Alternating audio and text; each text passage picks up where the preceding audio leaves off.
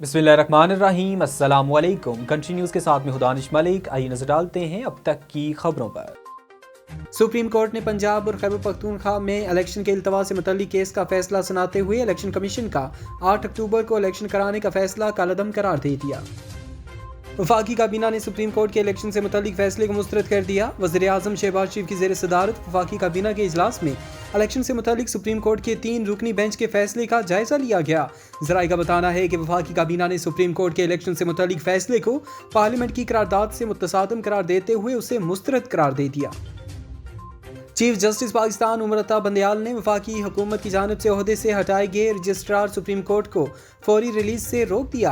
गुज़श्ता रोज़ justice काजी फायज़ ईसा ने अज़ खुद नोटिस केस के फैसले को गैर कानूनी करार देने के रजिस्ट्रार सुप्रीम कोर्ट के फैसले को गैर आइनी करार देते हुए उन्हें ओहदे से बरतरफ करने का मुतालबा किया था।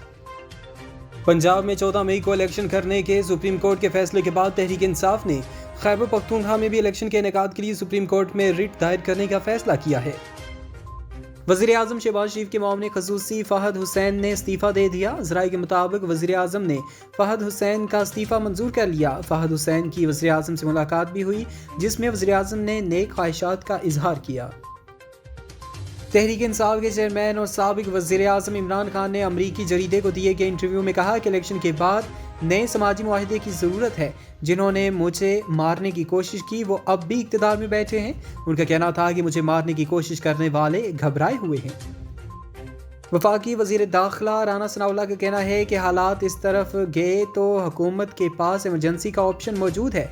आइन में इमरजेंसी का आर्टिकल मौजूद है, वो आर्टिकल कहीं गया नहीं।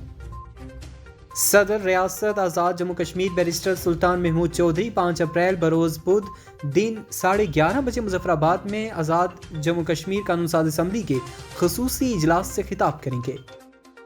पीपल्स पार्टी के शरीक चेयरमैन आसिफ अली जरदारी ने कहा कि जुल्फ़िकार भुट्टो शहीद को दी गई फांसी को तारीख अदालती कत्ल करार दे चुकी है। एक बयान में आसिफ अली जरदारी ने कहा कि सुप्रीम कोर्ट में सदारती रेफरेंस 10 साल से समाअत का मुंतज़िर है। 10 साल गुजरने के बावजूद सुप्रीम कोर्ट ने अब तक राय नहीं दी। पाकिस्तान क्रिकेट बोर्ड ने न्यूजीलैंड के दौरे पाकिस्तान के शेड्यूल में फिर तब्दीली कर दी। नया शेड्यूल जारी कर दिया। पीसीबी की जानिब से दूसरी बार तब्दीली के बाद नए शेड्यूल के मुताबिक कराची में 4 की बजाय 3 वनडे मैचेस, जबकि रावलपिंडी में 2 T20 के साथ अब 2 वनडे मैचेस भी खेले जाएंगे।